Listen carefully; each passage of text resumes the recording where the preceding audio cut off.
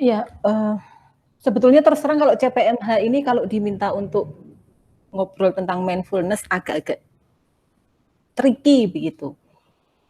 Karena kami terbiasa memakai kata-kata lain, misalnya be here and now, be present, seperti itu. Bukan mindfulness, bukan apa-apa, tetapi karena ya kita tahu sama tahu bahwa mindfulness itu sangat identik dan memang identik memang dari sana gitu. Dengan meditasi, dan meditasi itu ya asalnya dari Buddhis gitu, Buddha. Dan memang kalau literasi tentang mindfulness tidak akan bisa lepas dari sana. Meskipun ada juga yang mengatakan bahwa itu diambil dari apa namanya, Indian ya, Indian gitu, bahasa India, bahasa Sati gitu, yang artinya kurang lebih seperti yang kita maknai atau kita tahu selama ini. Tetapi mari kita coba, karena ini semakin apa namanya, semakin populer begitu, dan secara awam banyak orang menghubungannya dengan transpersonal atau hipnotis atau dan yang lainnya. Mari kita coba lihat dari sisi lainnya gitu, supaya kita juga dapat apa namanya, informasi yang berimbang. Jadi kalau kami itu banyak membahas tentang kata-kata mindfulness itu ketika berbicara tentang CBT, atau sebenarnya di banyak intervensi gitu, sebagai bagian integral tidak terpisahkan dari intervensi itu sendiri. Mengkondisikan klien gitu, supaya sadar sepenuhnya here and now, menyadari bahwa kita akan melakukan sesuatu dan dia harus berkontribusi. Jadi di situ fase, di situ kemudian teknik atau kondisi mindfulness itu harus ada. Sadar akan apa yang akan dilakukan, kemudian tidak terfokus, tidak terbawa ke arah emosi-emosi negatif yang mungkin tadi menyertai dan sebagainya. Nah, kalau dari definisinya, seperti yang sudah kita bicarakan tadi, gitu, mindfulness itu tidak lepas dari kesadaran, yang fokusnya pada paying attention on purpose, gitu. Jadi ada tujuannya. Kemudian in present moment, saat ini, di sini, apa yang kita hadapi, realnya apa, gitu. Tidak menghakimi, melihat itu sebagaimana yaitu.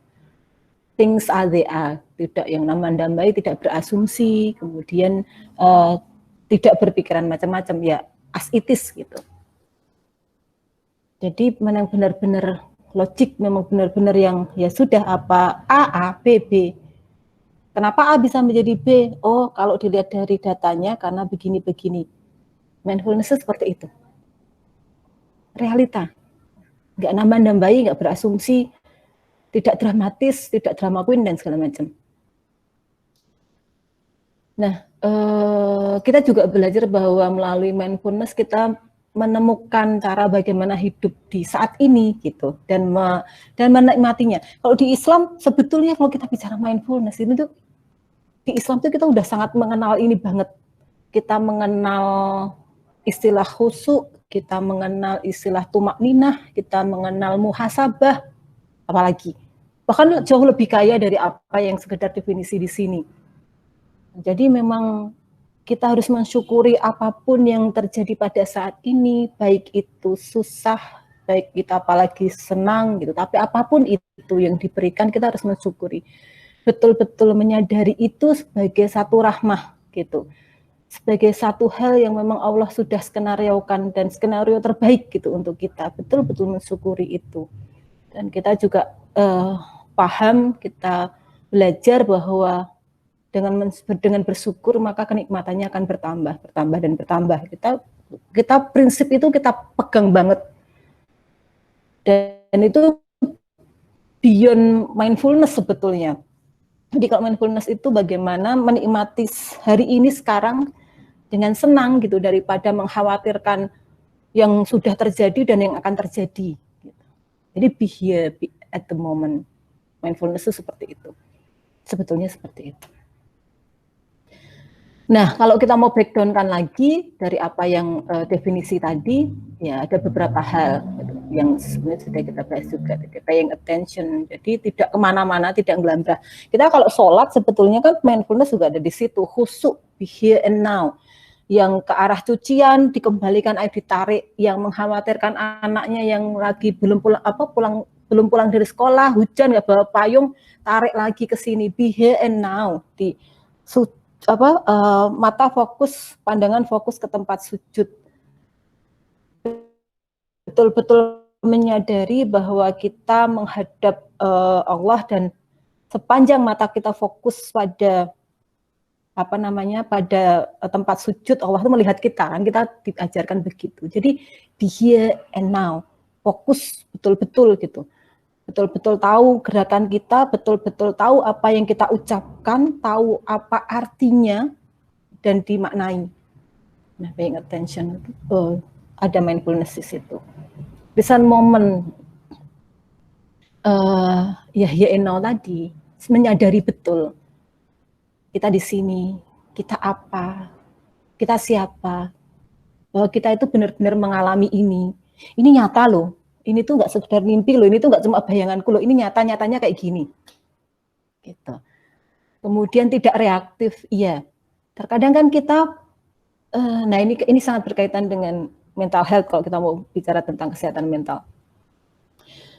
Terkadang kan kita itu selalu mencampur adukkan realita dengan pengalaman. Selalu menyertakan emosi, di mana emosi itu berdasarkan pengalaman, berasumsi. Kalau di sini dicontohkan, aku belum menyelesaikan pekerjaanku, tuh kan gitu. Pengalaman-pengalaman yang dulu nih, mesti kemudian terlambat, deadline-nya nggak kejar, kemudian dimarahi dan segala macam. Nah, ketika itu terjadi lagi, maka kemudian emosi yang menyertai itu adalah emosi dulu. Ketika itu terjadi, yang dimana dulu itu sudah campur baur gitu, deadline-nya nggak tercapai, dimarahi atasan dan segala macam gitu. Itu terhadirkan lagi pengalaman itu. Nah, mindfulness itu mengajarkan kita untuk sekarang ya sekarang.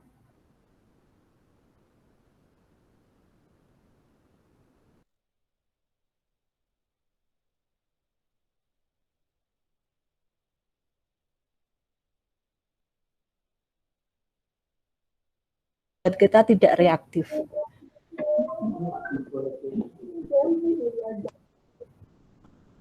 Iya.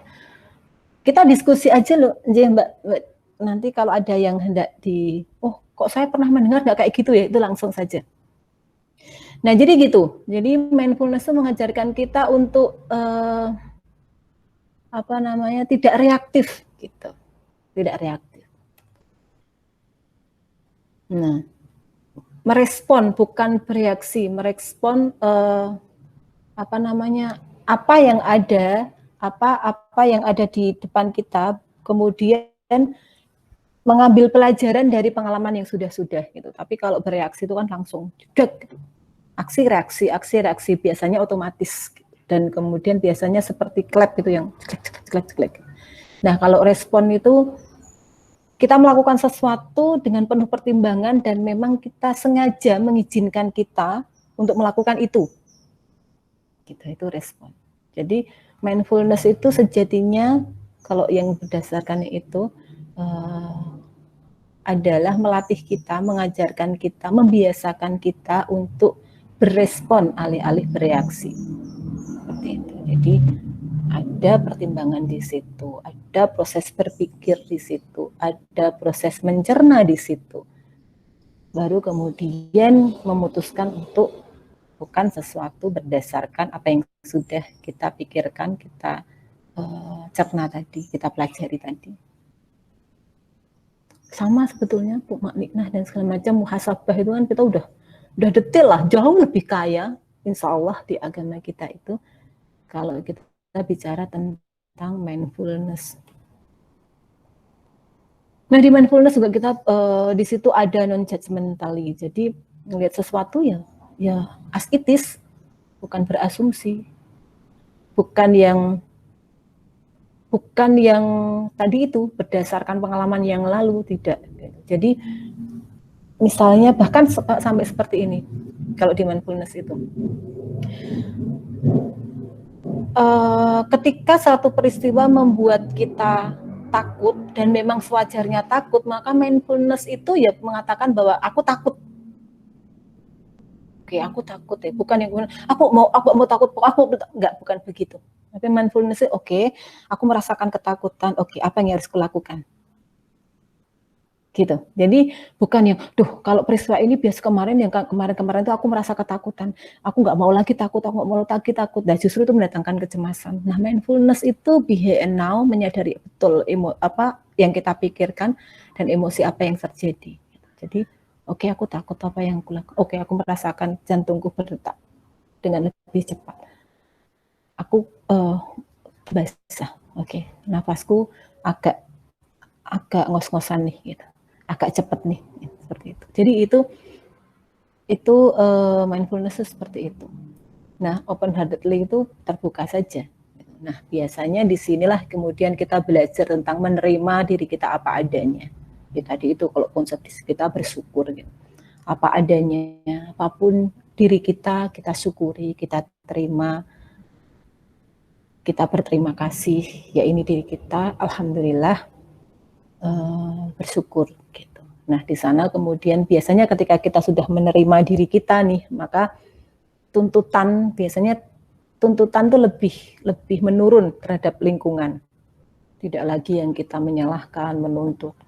Aku tuh udah kayak gini tuh, kok begitu dan segala macam, gitu. Jadi biasanya ketika kita menerima diri kita apa adanya, bersyukur, menyukuri gitu, maka kita pun akan bersyukur untuk hal-hal di sekeliling kita. Konsepnya seperti itu. Konsep Islam sih sebetulnya itu.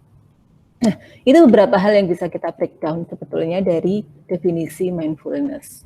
Bagus gitu, bagus. Kalau dari sini sebetulnya sama sekali tidak ada yang bertentangan, dan dengan mental health relate sekali. Meskipun nanti ibu-ibu akan mungkin suatu saat akan menemui beberapa jurnal yang memperlihatkan seolah-olah antara mental health dan mindfulness itu ada yang tidak sejalan gitu. Tapi itu biasanya kaitannya dengan intervensi, beberapa pendekatan intervensi.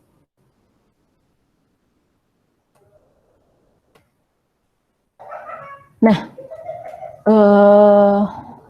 ini masuk ke ranah ya tadi yang kita bicarakan, bagaimana sih ini memperbaiki kondisi kesehatan mental kita. Secara logis kita bisa lihat dari paparan yang kita bahas tadi bahwa kondisi mindfulness itu membantu kita untuk be here and now, kemudian memutus pikiran-pikiran yang berulang, yang itu tertuju pada satu hal saja, gitu, untuk lebih logis, back to reality, seperti itu. Jadi ruminative thinking. Jadi opposite dari itu. Kan kita suka nih, yang bagi kesehatan mental itu tuh nggak bagus banget. Ketika kita benar-benar terlalu memikirkan sesuatu yang seringkali sesuatu itu nggak positif. Mungkin nggak selamanya negatif, tapi nggak positif. Yang terus, akhirnya awalnya itu cuma katakanlah beratnya permasalahan itu cuma 3, karena terus dipikirkan itu terbumbui jadi mungkin 9 gitu. Jadi berat banget. Terus itu mengkonsumsi energi banget. Nah, mindfulness itu memaksa kita untuk back to reality. Stop. Oke. Apa permasalahannya itu? Definisikan. Gitu. Jadi sebetulnya membuat kita lebih realistis gitu.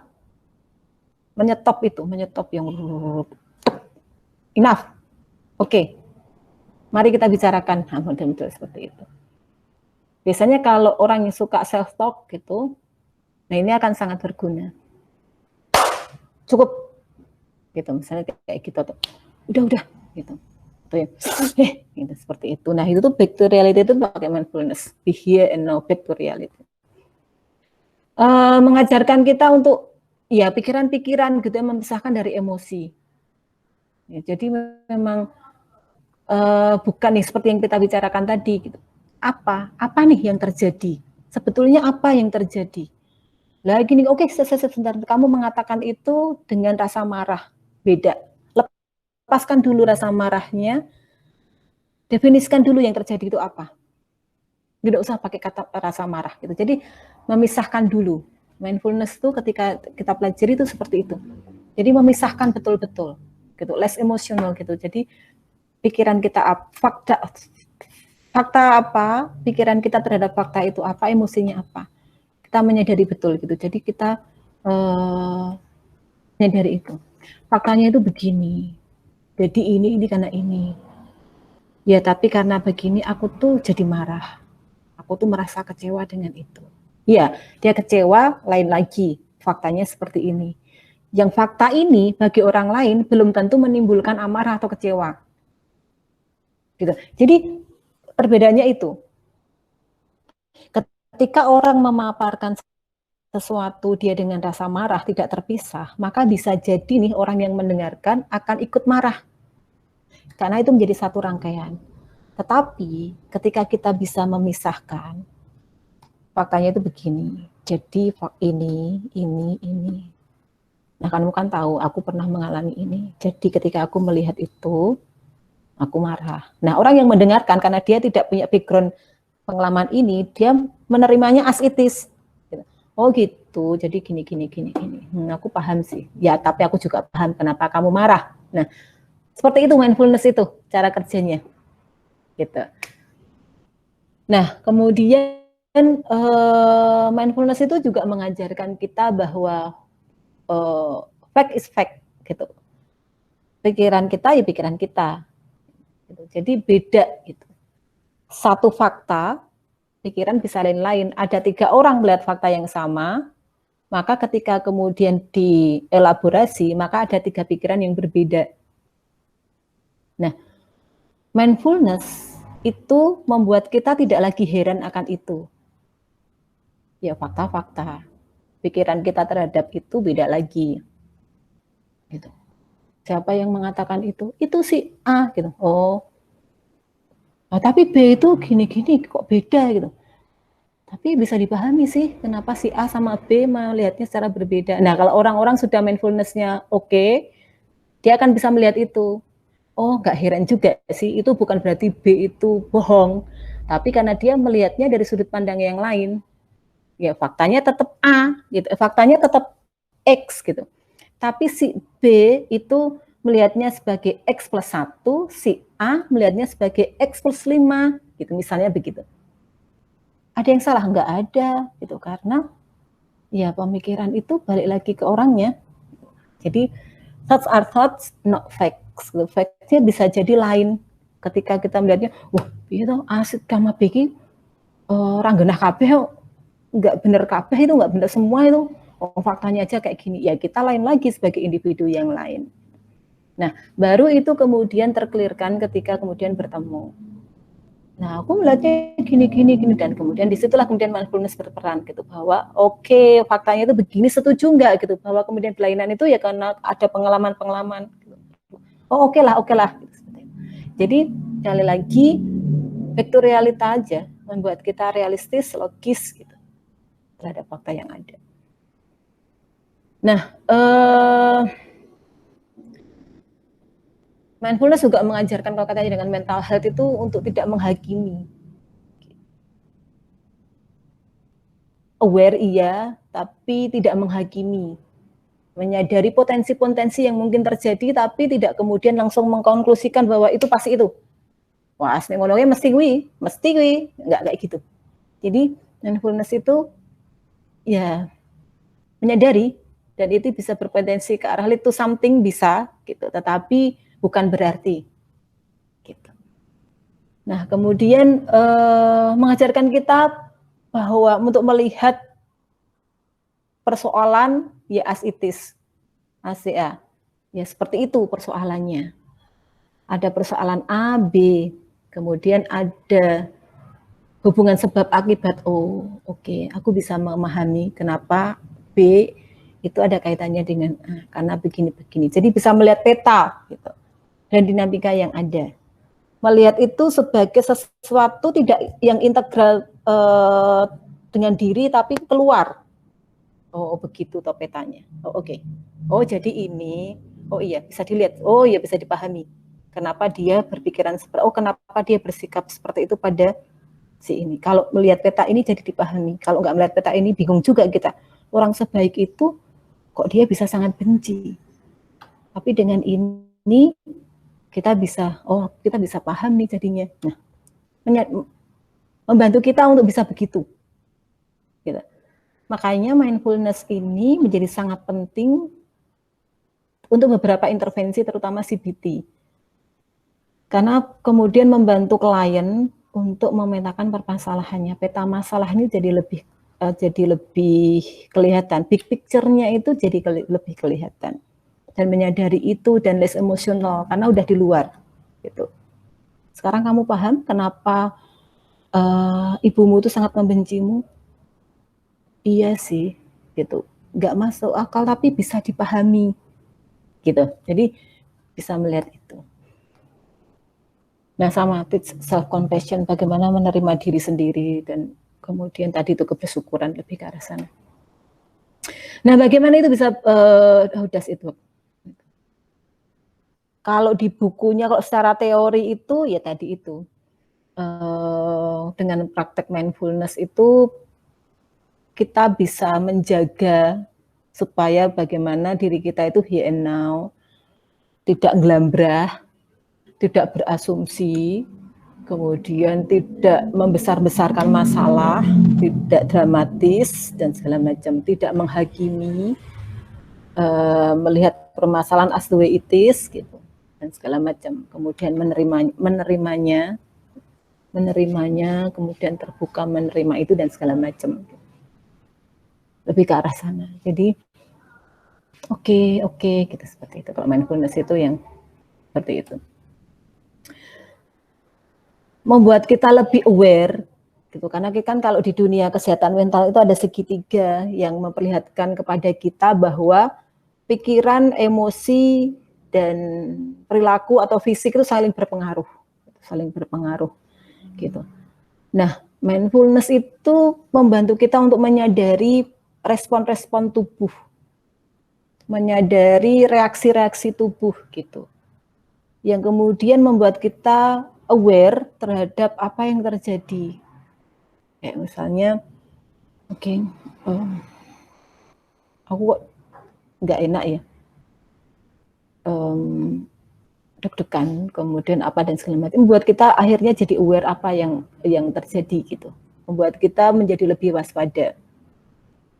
Oh, something wrong nih dengan kesehatan mentalku misalnya, atau ada nggak sesuatu yang nggak beres nih dengan diriku, seperti itu.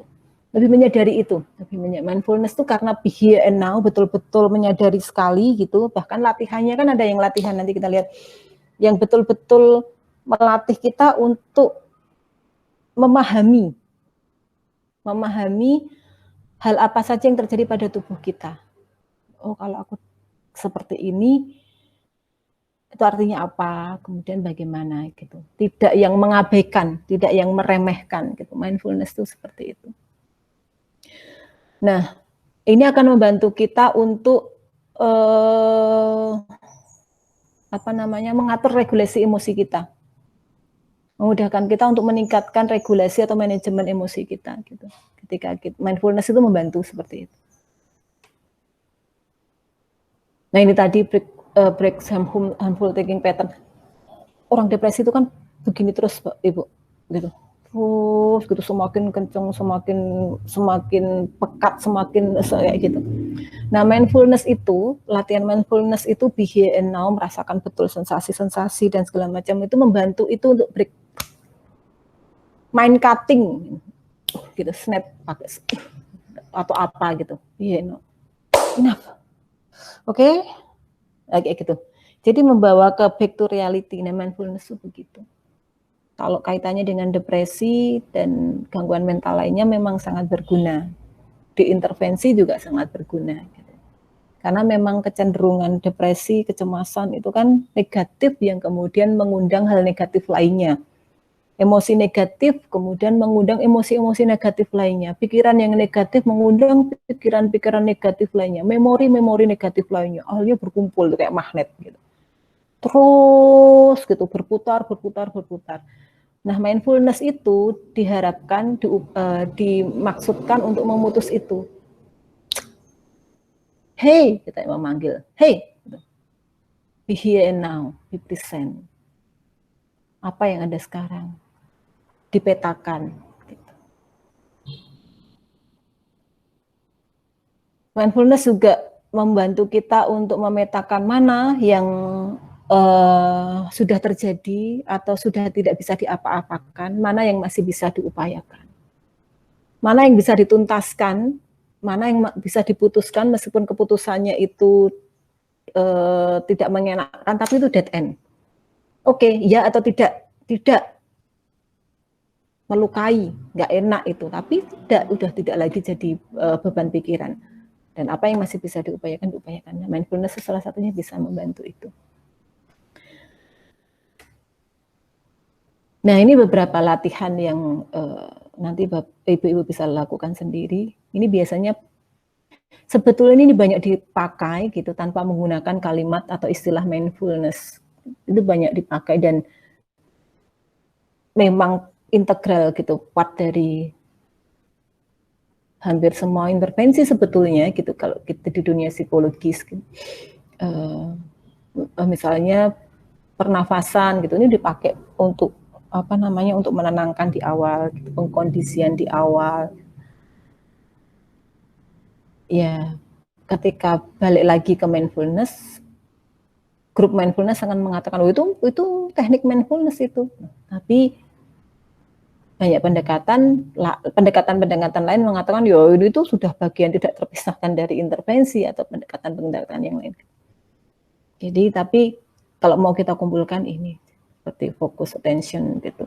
Kayak misalnya kalau di atas itu mana yang tidak dominan. Biasanya kan kita sukanya pakai tangan kanan, yang terasa tangan kanan, tangan kiri itu kayak ada dan tiada, tapi ada di situ gitu. Nah, kemudian kita benar-benar notice gitu. Benar-benar menghadirkan itu. Latihannya begitu. Yang ngapain? Jari manisnya gerak-gerak gitu. Oh, ada rasa nggak enak kayak gitu. Jadi betul-betul yang latihan untuk fokus be here and now, memperhatikan, mencermati, fokus attention gitu. Biasanya mata gitu, telinga, indera-inderanya, indera pembau, indera pendengaran, indera penglihatan, dan indera-indera lainnya itu dicek. Gitu. Kemudian pernafasan, banyak sekali tekniknya kalau pernafasan ini. Mbak Wirda sangat piawai difokusin.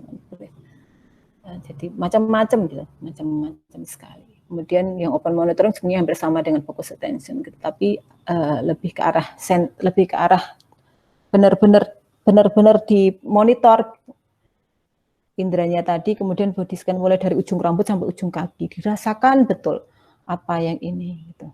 Oh, bahu pegel-pegel gitu. Oh, agak turun dikit tuh di situ ada rasa nggak enak gitu. Kemudian turun ke perut, kayak gitu.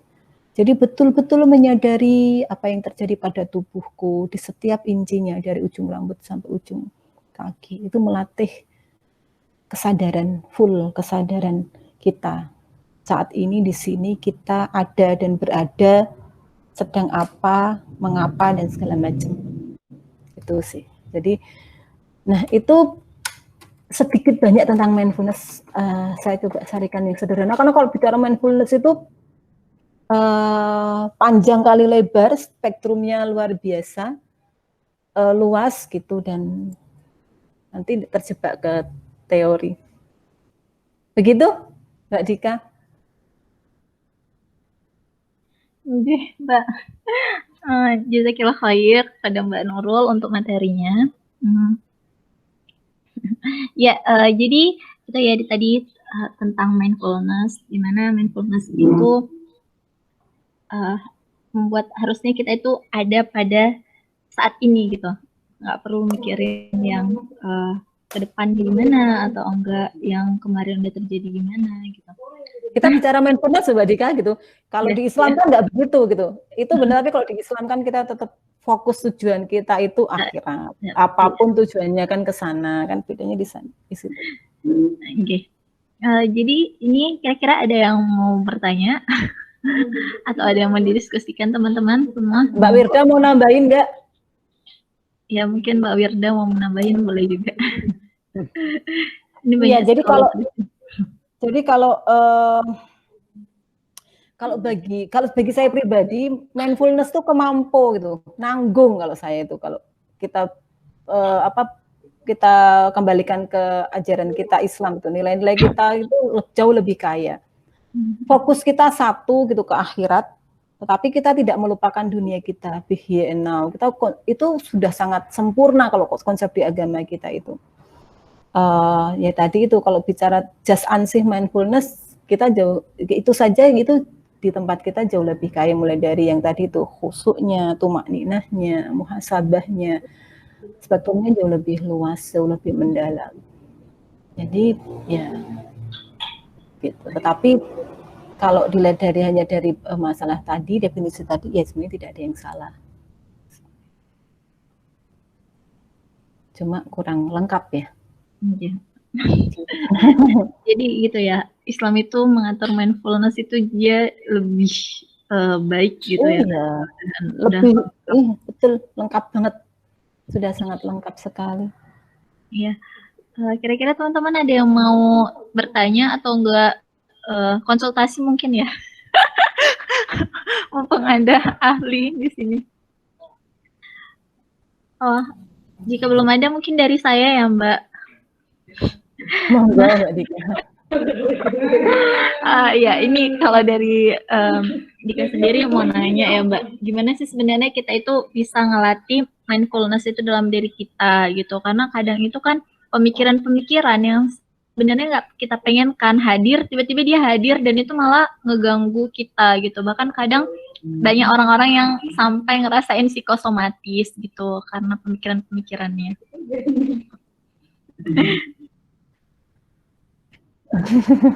Iya, nah sebetulnya itu kita petakan aja Mbak Dika gitu, apa yang memang kekhawatiran itu biasanya paling mudah itu ditulis. Kita itu bukan masyarakat yang punya budaya menulis gitu. Pengennya di awang-awang aja seolah-olah itu cukup, padahal enggak ya, di awang-awang itu akan sangat liar sekali, akan sangat ketambahan, mudah sekali untuk ketambahan, mudah sekali untuk menjadi lebih berat. Jadi paling pas itu memang dengan metode menuangkannya. Jadi apa yang kita khawatirkan dituliskan aja dulu gitu, betul-betul here and now dituliskan, kemudian dipetakan. Mana sih yang harusnya kita ini pantas kok kita khawatirkan, terlalu jauh nggak? Oh masih nanti kok, coret. Kemudian apalagi gitu. Jadi sebetulnya salah satu cara itu seperti itu. Jadi monitoring betul-betul gitu. Apa yang kita pikirkan itu dituliskan. Kok itu tuh di dunia CBT sih, lebih ke CBT kalau itu. Kemudian nanti kita challenge gitu. Bener nggak? Itu just sekedar kekhawatiran kita saja, ngadi-ngadi, atau memang kenyataannya seperti itu. Itu fakta atau just sekedar asumsi kita. Atau jangan-jangan itu emosi kita gitu menyertai itu karena kita pernah mengalami itu. Padahal sekarang situasinya berbeda. Gitu. Jadi dituliskan sih yang paling tepat. Kemudian kita petani satu-satu. Bahasa kita petani ya kalau orang Jogja. Benar nggak? Yakin nggak? Gitu.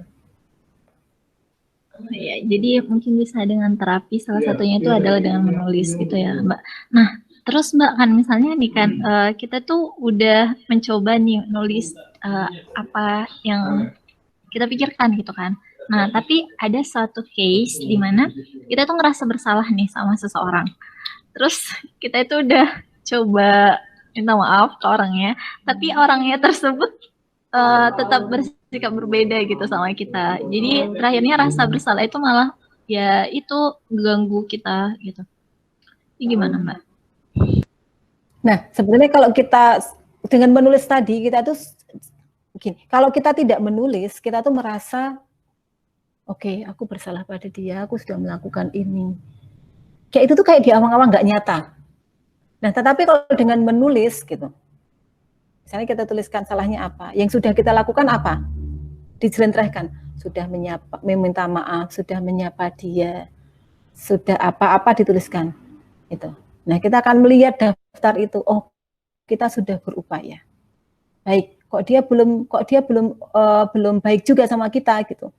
Maka sebetulnya kita melihat itu, kita sudah bisa memutuskan, oke, kewajibanku sudah. Gitu. Nah, tetapi kalau kita kembali ke ajaran kita, maka kita di situ kan kita diajarkan untuk memperbaiki hubungan yang rusak, salah satunya itu dengan hadiah-hadiah misalnya. Maka kemudian kita bisa memplanning di tulisan itu, next plan. Misalnya apa yang masih kita bisa upayakan. Jadi ini yang sudah kita upayakan, yang membuat kewajiban kita gugur, tertunaikan, dan apa next plan yang masih bisa kita upayakan. Ditulis di situ. Misalnya memberi dia hadiah. Gitu. Nah, ketika kita melihat skema seperti itu, tertulis, nyata, fakta, nah itu tuh membuat kita lebih tenang. Itu karena kita berhadapan dengan fakta dan kita tahu bahwa ada sesuatu yang masih bisa kita lakukan. Pegangan kita kan itu. Oke. Berarti aku akan memberi hadiah kayak gitu. Bukan yang ngawang-awang bundet kayak gitu, dipikirkan terus. Tapi ketika sudah dituliskan biasanya itu kemudian kayak terikat gitu. Gitu. Ya kan melembutkan hati, salah satunya kan dengan hadiah. Jadi hadiah-hadiah. Jazakallah khair Mbak untuk jawabannya, Masya Allah banget ya. Mbak Yaki. Ini kira-kira dari teman-teman, adakah yang mau bertanya atau enggak mau menambahi atau berbagi pengalaman gitu tentang gimana sih mungkin ada yang udah pernah melatih mindfulness-nya sehingga bisa menghadapi realita kehidupan dengan lebih baik gitu, bisa di-sharing ke kita gitu. Monggo.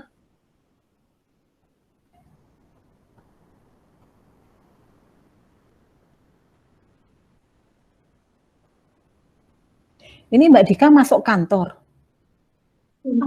Ini lagi di kampus sih, Mbak.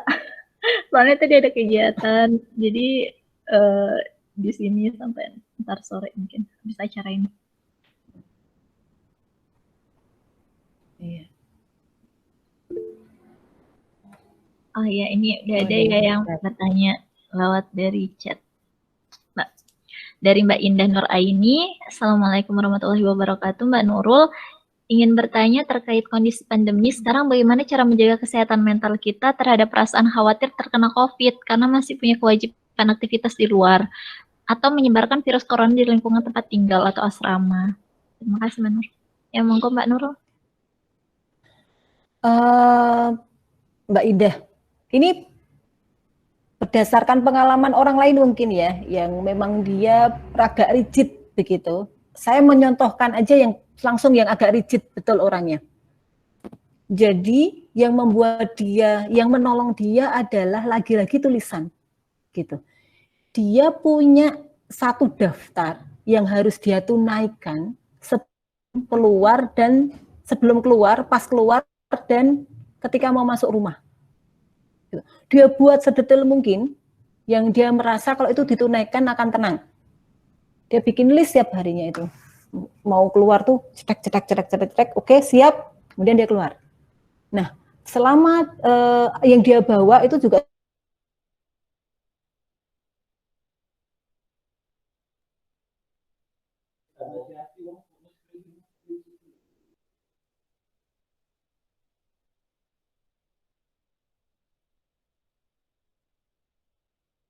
Sepertinya sinyalnya Mbak Nurul ya. Halo? Iya Mbak. Halo? Tadi oke. Iya. Mbak. Oh, betul. Iya. Dari tadi pagi ini sinyalnya luar biasa. Iya, saya cek sebentar masih. Iya, Mbak. Nah, jadi dia buat list gitu. Listnya jauh lebih ketat daripada punya pemerintah. Sebelum keluar rumah apa yang harus dibawa, kemudian ketika di tempat di luar rumah apa yang harus dia lakukan, itu dia cek betul. Nah, kemudian ketika mau pulang ke rumah, sebelum masuk rumah, dia itu juga melakukan cek-cek dan segala macam gitu, pakai centang gitu. Nah, itu sangat membantu dia ternyata. Dan pikiran dia cuma satu, as long as aku mencentang semua list itu berarti aku aman gitu. Ya, jadi termasuk asupan tiap hari dia harus minimal. Jadi dia punya range gitu. Minimal, middle, maksimal. Gitu. Kalau dia pas libur dia kan maksimal nutrisi-nutrisinya mulai dari madu dan segala macam gitu. Tapi karena dia sibuk, dia kemudian menerapkan ada 3 itu, maksimal, middle, kemudian minimal. Minimal sehari itu dia apa itu dia udah tenang. Makan asupan itu. Nah, minimal dia itu madu sama buah gitu, buah apa aja gitu dan air putih. Nah, jadi as long as dia makan itu, asupan nutrisinya itu udah masuk, dia udah tenang. Itu kaitannya dengan nutrisi. Jadi dia mencentang tiap harinya begitu. Ini saya mencontohkan untuk orang yang rigid sekali. Nah, artinya itu sudah yang ekstrim. Nah, kalau kita kan sebetulnya mematuhi protokol protokol kesehatan yang sudah ditetapkan, insya Allah kita akan baik-baik saja. Dan kalaupun qadarullah kemudian kita kena, ya maka kemudian kita sudah melakukan yang terbaik. Kita percaya qadar dan qadar, ya memang itu kemudian qadarullah, qadar kita, takdir kita untuk kena. Ya kita syukuri. Kan kalau konsep kita di Islam begitu. Begitu Mbak Indah. Gimana Mbak Indah? Kira-kira ada tanggapan?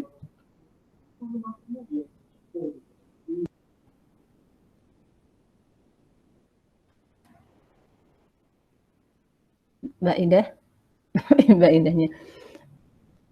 Baik, alhamdulillah. Jadi begitu. Itu tadi yang ekstrim, kalau itu dilakukan udah sangat aman sekali, insya Allah gitu. Ya kalau itu masih juga ini ya qadarullah, berarti kita sudah melakukan semuanya yang semaksimal kita. Nah, ini ada dari Mbak Nailatun Nikmah. Rasa bersalah yang telah berlalu tiba-tiba muncul kembali. Datang dan pergi. Sebenarnya seperti tadi gitu. Kalau kita sudah melakukan kewajiban kita, putus gitu. Kita melakukan satu kesalahan misalnya, kemudian kita sudah melakukan rentetan kewajiban kita terkait dengan kesalahan itu, maka sudah tertunaikan, lunas, gitu. Nah, bahwa kemudian kita bicara pasca, nah yang kita bicarakan adalah memperbaiki hubungan, kemudian memperbaiki hal-hal lainnya, maka itu tetap kita lakukan sebagai ibadah muamalah, itu tetap menjadi kewajiban kita, tapi itu terlepas dari itu. Kaitannya dengan rasa bersalah yang tiba-tiba muncul kembali, perlu kita sadari bahwa rasa-rasa seperti itu, memori-memori seperti itu yang negatif, itu biasanya muncul ketika kondisi kita sedang tidak baik. Itu perlu kita sadari, bahwa kenapa ini tiba-tiba muncul, maka sadarilah bahwa itu pasti dalam kondisi kita sedang tidak baik. Berarti something wrong nih dengan psikisku. Fisikku mungkin nggak terlalu prima juga, psikisku kemudian juga nggak terlalu prima. Oke, take a break dulu, gitu.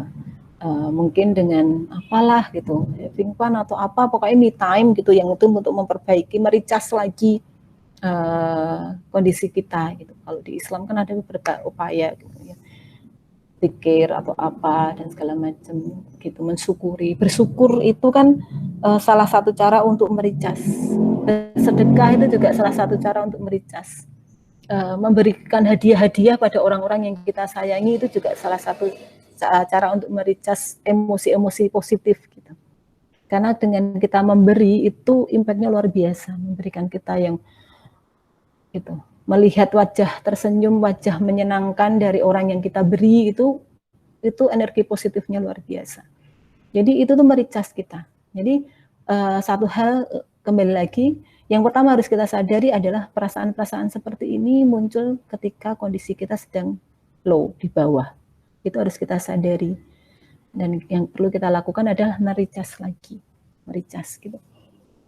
Jadi seperti itu. Beberapa orang yang saya kenal, ada yang dengan sedekah, dia kemudian bukain aplikasi gitu, cari gitu. Biasanya favoritnya adalah sumur. Dia cari yang gitu tuh, bangun sumur di pedalaman gitu misalnya kayak gitu, atau apa gitu, dia seneng gitu. Dan habis melakukan donasi gitu, misalnya 100.000 dibagi ke 4 tempat gitu, 25.000, 25.000. Dia kemudian merasakan senang gitu. Nah, itu salah satu recharge. Atau beberapa orang yang saya kenal memberikan hadiah-hadiah. Out of nowhere gitu, bagi hadiah. Itu tuh juga salah satu upaya yang sangat efektif untuk menaikkan. Begitu. Dan ini sebenarnya lumrah gitu, artinya rasa bersalah kadang muncul dan macam itu manusiawi sih sebetulnya. Begitu Mbak Nailatun Nikmah. Jangan terbawa. Pokoknya mindfulness-nya terletak di mana? Mindfulness-nya terletak pada aku memang pernah melakukan kesalahan itu, tapi aku sudah melakukan hal-hal yang seharusnya aku lakukan terkait dengan itu, dan aku sudah memperbaiki. Pasca itu pun aku sudah memperbaikinya. Udah, itu. Kita sadari betul, sudah tuntas, sudah bahwa itu kemudian terkadang muncul. Yang perlu kita sadari, mindfulness berikutnya adalah, kenapa ini muncul? Ini pasti aku sedang dalam kondisi yang tidak baik. Seperti itu. Jadi di-recharge. Begitu. Insya Allah. Ya, kira-kira dari teman-teman lain ada yang ingin bertanya lagi? Ada Mbak Nurul? Mbak, mau nanya juga nih ya Mbak, kira-kira Mbak kalau ciri-ciri individu yang memiliki mental yang sehat itu gimana? Gimana ciri-ciri? Ciri-ciri orang yang memiliki mental yang sehat itu gimana? Mental yang sehat? Jadi, Mbak. Sehat mental? Iya. Oh. Iya, kalau WHO sebetulnya menarik ini karena takutnya saya ada yang bertanya-tanya. Beberapa kali CPMH itu berada satu forum dengan dokter dan profesional medis gitu lainnya, perawat dan segala macam. Dan seringnya CPMH itu di belakang pembicara kedua. Di beberapa kesempatan lucunya pembicara pertama itu bicara tentang kesehatan mental. Gitu. Jadi beliau berbicara tentang kesehatan mental dan kemudian memaparkan ciri-ciri yang kelihatan lain dengan yang kami paparkan, tetapi sebetulnya sama. Kalau beliau misalnya memaparkan 8, kami 4 gitu ya. Tapi di 4 itu sudah itu masuk semua gitu ciri-ciri yang beliau paparkan. Nah, jadi tidak ada perbedaan sebetulnya. Nanti kalau ibu-ibu teman-teman menjumpai itu, artinya itu tidak berbeda. Nah, sederhananya sehat mental itu ditandai dengan 4 hal. Yang pertama, tahu potensi dirinya, paham dan tahu potensi apa saja yang ada pada dirinya, itu satu gitu. Kemudian yang kedua, di sisi lain, dia juga mampu menghadapi stresor hidup sehari-hari. Dia mampu menghadapi tekanan hidup sehari-hari, stres sehari-hari, emosi sehari-hari. Tidak yang kemudian mutungan gitu. Jadi orang sehat mental itu tidak mutungan, tidak mudah patah. Nah, dia tahu potensi dirinya dan dia bisa bertahan dari tekanan hidup sehari-hari, itu membuat dia produktif. Dia bisa produktif di kehidupannya, dan dengan produktivitasnya itu dia bisa bermanfaat, dia bisa berkontribusi pada orang-orang di sekitarnya, pada masyarakat di sekitarnya, pada teman kanan kirinya, pada keluarganya, pada pasangannya, pada keluarganya. Jadi itu, jadi ada 4, tahu dan paham potensinya, mampu menghadapi stresor hidup sehari-hari, kemudian dia produktif, mampu produksi dengan baik, produktif gitu, dan kemudian dia dengan produktivitasnya itu mampu berkontribusi terhadap sesama, terhadap umat, terhadap masyarakat, terhadap lingkungan komunitas terdekatnya. Begitu. Jadi itu tanda-tanda sehat mental, dan teman-teman perlu diketahui bahwa sehat mental itu bukan absolut, sakit dan sehat itu bukan absolut, jadi itu tuh kontinum gitu. Kalau kita sedang dalam kondisi yang baik, kita mendekati sehat, tapi kadang kita turun lagi, jadi naik turun gitu. Jadi kalau tidak sehat belum tentu sakit gitu. Jadi kita tuh berada di kontinum itu. Begitu Mbak Dika. Ini ada dari Mbak Yuni. Oh, sharing. Iya, dari Mbak Yuni sharing ya tadi ya. Tapi ada pertanyaannya Mbak di bawahnya.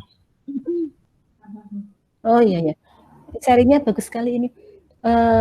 Melakukannya dengan sebelumnya zikir, jadi lebih banyak berzikir. Iya, ada pemahaman baru setelah menjalani step-step untuk tetap kalem, yaitu resiko depresi lebih besar ketika tertutup atau memendam sendiri, sering catch up, stay connect dengan keluarga dan teman. Iya gitu, jadi stay connect itu membantu kita untuk here and now, tidak yang mager, tidak yang tenggelam dalam lamunan, dalam penyesalan, dalam pengandaian-andaian gitu. Mindfulness itu tuh yang here and now, melihat sekelilingnya, sadar sesadar-sadarnya itu. Zikir itu membuat zikir yang benar-benar disadari zikirnya, bukan hanya sekedar rutinitas gitu kan. Terkadang banyak zikir yang rutinitas saja. Zikir yang kita tahu artinya betul, yang kita lafadzkan dengan kita mengetahui artinya betul gitu. Jadi itu termasuk mengembalikan kita ke ke back to reality. Seperti kayak baca Quran dan segala macam gitu kan, kita betul-betul yang berpikir gitu, ada proses berpikir di situ ketika kita melakukan itu. Jadi iya setuju. Pernah membaca buku A.M. Sarahza gitu. Nah, di sana itu dijelaskan ya, bagus ya. Yang Mbak Hanum itu kan depresi ya, ada fase depresi. Dan ternyata Pak Amin Rais juga pernah mengalami fase itu. Dan ketika kemudian berbagi nasihat untuk Hanum, Pak Amin itu mengatakan hal tentang zikir gitu, bahwa zikir itu membantu beliau untuk melewati fase itu. Zikir gitu, mendekatkan diri, membuat beliau menyadari sepenuhnya diri kita sebagai hamba gitu. Dengan sholat juga dan segala macam, dan memendam. Kalau kita kan sebetulnya kalau di Islam itu kita tuh tidak diajarkan untuk baper, kita tuh tidak diajarkan untuk curhat yang membabi buta, yang nangis-nangis dan segala macam kepada orang lain. Sebetulnya kan enggak. Kita itu diajarkan untuk kuat gitu. Prinsipnya adalah apa yang menimpa kita, yaitu rahmat gitu, yang perlu kita syukuri. Dan ketika kita hendak merasa beban kita berat dan kita ingin mengeluh, maka mengeluhlah di sholatmu gitu, di pasca sholatmu, dan di pasca sholatmu. Jadi mengeluh itu kan sebetulnya kalau di prinsip Islam itu kepada Rabb kita, seperti itu. Dan umat Islam itu kan umat yang memang tidak diajarkan untuk baper. Makanya kalau ustadz-ustadz sering mengatakan, pernah mau dengar kisah Umar itu mandi sambil nangis terisak gitu. Enggak ada gitu. Karena konsep kita adalah menerima segala sesuatunya itu sebagai karunia gitu, sesuatu yang memang skenario terbaik dari Rob kita. Jadi konsep terbuka itu lebih ke arah bagaimana kita berdoa, memaparkan kepada Rob kita apa yang kita alami dan bagaimana kita memohon pertolongannya kan. Seperti itu. Jadi terbuka dengan perasaan kita tapi kepada Rob kita. Gitu. Nah, stay connect itu kan sebenarnya ibadah muamalah gitu, bahwa kita ya tetap memang harus stay connect gitu. Ibadah muamalah itu termasuk kewajiban gitu. Meskipun di dalamnya terkandung hikmah yang sangat besar. Kalau kaitannya dengan mindfulness, membantu kita untuk here and now. Ngobrol dengan orang itu membuat nih, merasakan betul gitu. Seperti itu sih.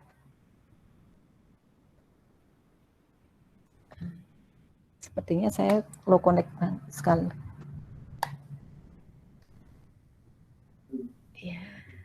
Mbak, ini bertanya sama Mbak. Ya, halo. Mbak, ini bertanya sama Mbak Yuni. Iya. Bagaimana meredam emosi anak, cara komunikasi yang tepat tanpa mengganggu emosi diri? Iya. Suara saya masih bisa didengar nggak? Bisa, Mbak. Tapi agak putus semua. Ya. Sebentar. Ya, saya tutup kamera saja dulu. Putus-putus soalnya Mbak Dika hilang timbul tenggelam. Ini pertanyaan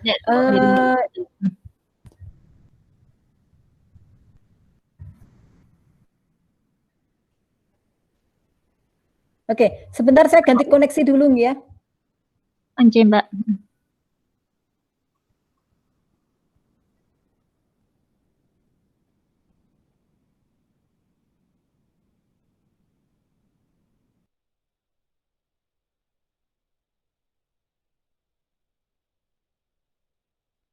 Apakah bisa dengar suara saya?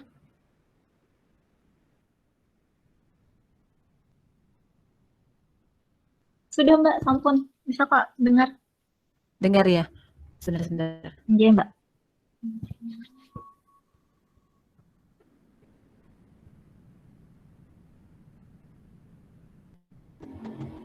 Cek. Iya, iya. Kamu gak suka? Oke. Baik. Cara komunikasi yang tepat tanpa mengganggu emosi diri, meredam emosi anak. Kalau bicara emosi anak, ini memang bukan kursus singkat untuk anak. Artinya pembelajaran emosi pada anak itu memang harus dimulai dari kecil. Dan mereka tergantung pembiasaan kita. Gitu. Nah, tetapi satu hal yang mungkin bisa diingat gitu, mungkin bisa dipegang, teman-teman kalau menghadapi anak, jangan pernah merespon anak ketika kita sedang emosi, itu saja dulu.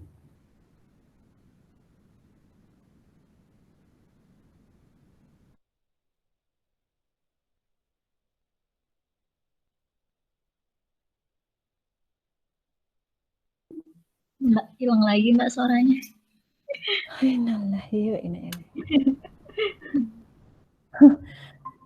Sinyalnya luar biasa tempat saya itu dari tadi pagi. Coba dimatiin kameranya. Udah, Mbak. Oke, sudah Ci. Mohon maaf sekali ini saya bolak-balik ganti paket ke WiFi. Halo, tes. Bisa diterima ya suara saya ya? Bisa, Mbak. Iya. Jadi prinsip yang pertama yaitu jangan pernah merespon anak ketika kita sedang emosi, ketika kita masih merasa emosi kita sedang tinggi. Gitu. Segatal-gatalnya mulut tahan gitu. Duduklah dulu, minumlah dulu gitu. Kalau anak masih mengejar, berikan tanda tangan, berikan tanda dengan tangan sebentar gitu, yang mungkin pakai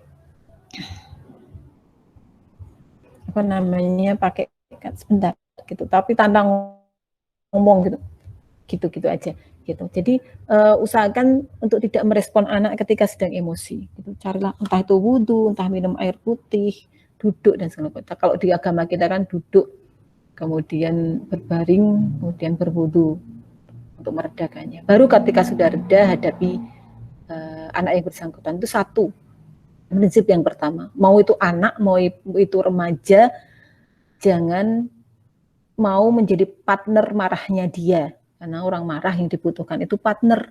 Mau dengan pasangan sekalipun, ketika dia marah, kita jangan ikuti. Gitu. Jangan mau menjadi partnernya. Apalagi ketika dia juga sedang marah-marahnya. Gitu. Jadi biarkan sama-sama cooling down dulu, kita cooling down, dia juga sedikit cooling down, baru kemudian ketika memungkinkan kita buka kembali percakapan untuk membicarakan itu. Itu yang pertama. Kemudian yang kedua, kalau masalah anak-anak itu dibiasakan. Anak-anak itu, jadi saya akan kembali membagi cerita yang saya mau bagi ini dimanapun gitu. Karena betul-betul yang saya itu ada betul-betul saya mengalaminya sendiri gitu, melihatnya gitu.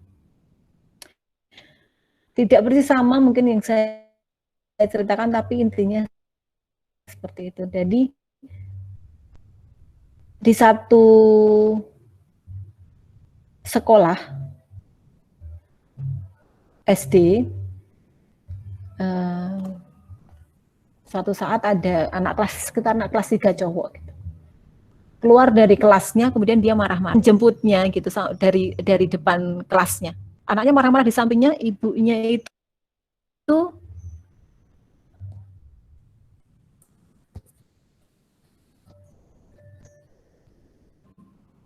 halo? Iya, Mbak. Iya. Iya, jadi saya ulangi gitu. Jadi ada anak marah-marah di satu SD gitu, kemudian dijemput dengan ibunya. Sepanjang menuju parkiran, anak itu terus marah-marah, tapi ibunya itu diam. Anak itu sampai menghentak-hentakan kaki gitu. Ibunya itu diam. Nah, sampai di parkiran, akhirnya anak itu agak sedikit membentak ngomong ke ibunya. Ibunya ngambil helm gitu, kemudian ngasih ke anaknya. Anaknya itu sedikit membentak itu ngomong, "Mama, aku tuh marah." Gitu. "Mama itu harus tahu kalau aku marah dan mau dengerin marahku." Itu keras, dia ngomongnya keras gitu, teriak gitu. Kemudian mamanya itu anteng aja, kemudian dia pakai helm, kemudian setelah pakai helm dia lihat balik badan, kemudian lihat ke anaknya gitu, tepat di matanya. Dia mengatakan gitu, santai gitu, mengatakan gitu. Oke, mama tahu kamu marah, dan mama pengen dengerin kamu marah. Tapi gimana kalau marahmu kamu tunda dulu? Nanti kita bicarakan di rumah. Gitu. Marahmu kamu tunda dulu. Nah, si anak itu bisa kemudian menjawab, "Oke, marahku aku tunda, tapi janji ya, nanti sampai rumah kita bicara tentang marahku. Aku mau marah, dan mama harus dengerin." Oke, gitu. Nah, konsep ini seharusnya diajarkan semenjak dini. Bahwa emosi itu bisa ditunda, marah itu bisa ditunda, sehingga kemudian nanti ketika marahnya ditunda, harapannya agak turun sepanjang penundaan itu, dan kemudian bisa dibicarakan. Tapi konsep bahwa marah dan emosi itu bisa ditunda itu akan sangat menolong sekali ketika anak memahami itu, memahami konsep itu. Gitu. Jadi berikan konsep, ajarkan konsep, pahamkan konsep pada anak bahwa emosi marah itu bisa ditunda dan bisa dibicarakan. Itu akan sangat membantu sekali. Begitu Mbak Dika, Mbak Yuni. Ya, Mbak, gimana Mbak Yuni? Kira-kira ada tanggapan Mbak Yuni?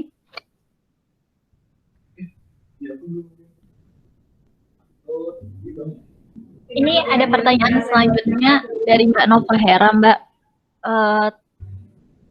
Mbak ingin bertanya, kalau menghadapi tantrum pada anak bagaimana ya, Mbak? Tantrum itu untuk pada anak-anak usia tertentu masih wajar gitu. Artinya kita harus tahu batas-batas tantrum yang masih bisa dipahami, diwajarkan. Gitu. Nah, tergantung juga gitu anak usia berapa. Untuk anak-anak usia balita, mungkin kita masih bisa dengan teknik-teknik tertentu gitu. Intinya ditenangkan. Anak tantrum kan sebetulnya dia bingung. Anak tantrum juga harus dilihat dulu, dia tantrumnya biasa aja, tantrum ya marah berlebih tapi biasa, atau tantrumnya sudah ke arah mendekati masalah kesehatan mental. Itu juga harus dicermati lagi gitu. Beberapa teknik memeluk itu biasanya diterapkan pada marah tantrum yang sebenarnya masih biasa gitu. Untuk anak-anak balita yang itu efeknya apa? Sebenarnya maksudnya apa? Untuk memberikan ketenangan pada dia. Gitu. Jadi tenang dulu. Anak tantrum itu butuh orang yang tenang. Ketika dia merasakan didekap oleh tubuh yang steady, tenang, dia akan ikut tenang. Gitu. Apalagi kemudian tekniknya kan salah satu tekniknya kemudian ritmik, gerakan ritmik gitu. Nah itu kan membantu dia untuk menemukan irama, kembali pulang gitu. Dek, dek gitu. Nah kalau untuk anak balita kita masih punya power lah untuk itu, kecuali yang anaknya gede banget gitu, kita kalah tenaga. Jadi itu dulu untuk menghadapi anak tantrum. Nah yang kedua, kalau menghadapi anak tantrum kan kita tidak bisa langsung frontal gitu, maka pastikan saja sekelilingnya itu aman. Kalau anak tantrum aman, tidak ada yang membahayakan, sehingga ketika dia misalnya apa gitu, tidak yang terbentur, tidak yang bisa membuat dia terluka fatal. Itu sih Pak untuk anak tantrum begitu. Kalau tantrumnya misalnya yang paling sering dihadapi itu kan biasanya ibu-ibu itu menanyakan gimana kok dia tantrum di tempat swalayan dan segala macam gitu. Nah sebetulnya yang pertama kalau itu langsung bisa ditekep, ditenangkan, digendong dan segala macam itu jauh lebih baik gitu. Tidak yang kemudian asal dia diam gitu, itu sangat tidak mendidik. Tapi untuk penggantinya maka berikan dia ketenangan. Zep, gitu. Menghadapi anak tantrum apalagi ketika itu balita harus sangat yakin, pede. Gitu. Dan biasanya yang bisa melakukan bapak sih. Jadi pede, gitu, tidak keras tapi steady. Gitu. Jadi gitu, benar-benar yang gitu. Nah, itu akan sangat membantu, Nah, baru setelah dia tenang, ditanya, biasakan untuk menanyakan. Kenapa tadi marah? Kenapa tadi nangis? Apa yang kamu rasakan? Apa yang kamu inginkan? Itu tuh ditanya, sehingga dia terbiasa untuk mengelaborasi. Karena terkadang anak tantrum itu juga dia nggak ngerti juga gitu. Kenapa dia tantrum? Coba kita ingat waktu kecil kita dulu. Ketika kita kagol, nangis gitu sampai kita kan kadang nggak ngerti gitu. Kenapa sih kita kayak gini? Mau balik itu malu gitu. Mau kalah itu malu gitu. Mau berhenti nangis itu malu. Gengsi. Nah, butuh orang-orang yang bagaimana caranya supaya gengsi itu tidak timbul tapi kemudian bisa reda. Yakin. Dan sekali lagi yang dipegang adalah harga diri anak. Jangan menjatuhkan. Hargai kemarahannya, hargai kemarahan anak, hargai kejengkelan anak. Jengkel ya. Mesti kamu di dada ini berat banget. Jadi kalau di rumah itu ada keponakan yang cukup sensitif gitu. Bawa mangkok dari kulkas saja ke duluan kakaknya gitu, dia udah yang kagol luar biasa, nangis gitu. Ya kita harus hargai meskipun sangat sepele. Nangis gitu sampai yang nggak apa-apa. Iya kenapa gitu? Oh kamu pasti pengen membantu sekali. Iya kamu nggak boleh gini. Oh iya kamu jengkel ya. Itu kita pegang dadanya. Sini rasanya berat banget gitu. Kayaknya ada ini dan segala macam. Nah dia tahu bahwa tahu ya kamu ya apa yang kurasakan ya. Biasanya dia kemudian luluhnya di sana. Seperti itu. Jadi insya Allah seperti itu, kemudian anak akan terbiasa, ketika itu dibiasakan, kemudian anak akan terbiasa memahami emosinya sendiri dan kemudian harapannya dia bisa memanage dengan lebih baik gitu. Pengelolaan emosinya juga menjadi lebih baik. Itu sih kalau tantrum. Ada banyak teknik kalau tantrum gitu, ada banyak teknik gitu. Tapi kita harus tahu dulu secara spesifik tantrumnya seperti apa, anaknya usia berapa, beda tempat tantrumnya juga beda perlakuan dan segala macam.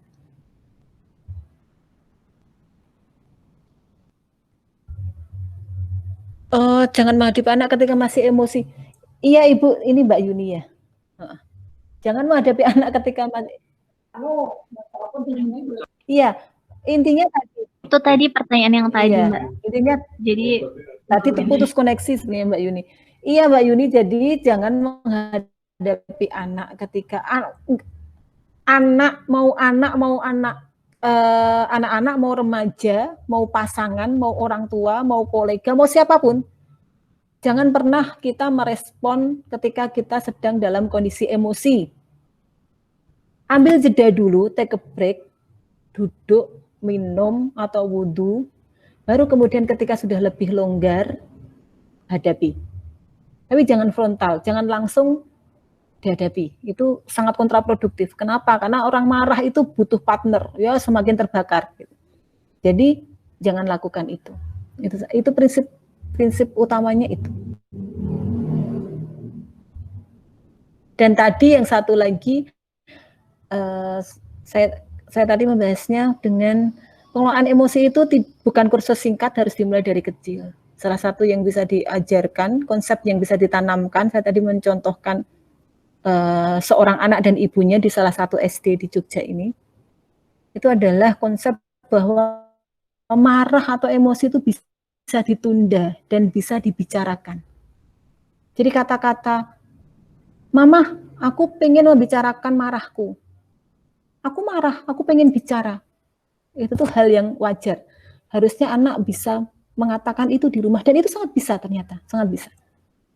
Gitu, sangat bisa. Keponakan saya itu selalu mengatakan, aku marah dan aku pengen bisa diajak bicara itu. Oke, alasan kamu marah apa? Kenapa? Mari kita bicarakan. Itu sangat bisa. Konsep, oke, marahmu kamu tunda dulu, kita pulang dulu sampai rumah, kita nanti lanjutkan. Kalau anak sudah memahami konsep itu, akan sangat membantu kita. Tapi kita juga harus bicaranya yang ini, oke. Kalau bicara dengan anak, anggap mereka paham, bukan orang tua ke anak gitu, tahu. Bukan yang talk to do, bukan yang superior, enggak. Tapi anggap tempatkan dia sebagai orang dewasa gitu. Itu akan sangat menghargai harga diri anak. Oke, baik. Bisa tidak marahnya ditunda? Kita lanjutkan tadi nanti di rumah. Oke, bisa marahku bisa aku tunda, tapi janji loh ya mama, nanti kok sampai rumah, marahku dibicarakan. Gitu. Jadi anak terbiasa berbicara serius. Nah itu, sesuatu yang sebenarnya agak kurang gitu di masyarakat, di keluarga kita. Begitu, Mbak Yuni. Ya gimana Mbak Yuni, kira-kira ada tanggapan lagi dari jawaban Mbak Nurul?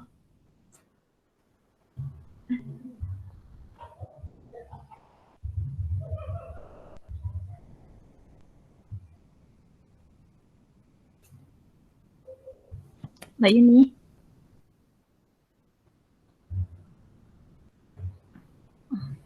Sampun, Ya, alhamdulillah sudah.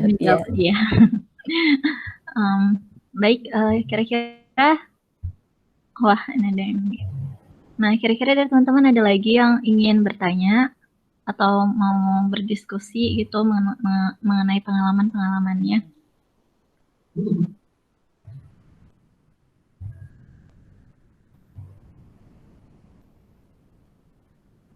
Sepertinya nggak ada lagi ya. Ya, kita akhiri aja ya Mbak, sampai sini ini pertemuan kita hari ini. Jazakillah khair kepada Mbak Nurul untuk materi hari ini yang Masya Allah banget. Semoga ada pelajaran yang bisa kita ambil. Semoga kita bisa selalu aware dengan kesehatan mental kita, karena sebenarnya rasa-rasa yang nggak enak itu manusiawi, tapi kita bisa mengontrolnya dan berusaha untuk memperbaikinya dengan membangun mindfulness di dalam diri kita. Terima kasih juga untuk teman-teman semua yang sudah menyediakan waktu dan bergabung untuk bisa hadir pada majelis ilmu hari ini. Kita tutup majelis kita dengan lafaz hamdalah, alhamdulillahirabbil alamin, dan ditutup dengan doa kafaratul majelis, subhanakallahumma wa bihamdika asyhadu an la ilaha illa anta astaghfiruka wa atubu ilaik. Assalamualaikum warahmatullahi wabarakatuh. Assalamualaikum warahmatullahi wabarakatuh. Terima kasih sudah menonton video ini ya. Jangan lupa untuk like dan subscribe channel ini, serta follow juga akun Instagram kami di @solihah.bersamamu.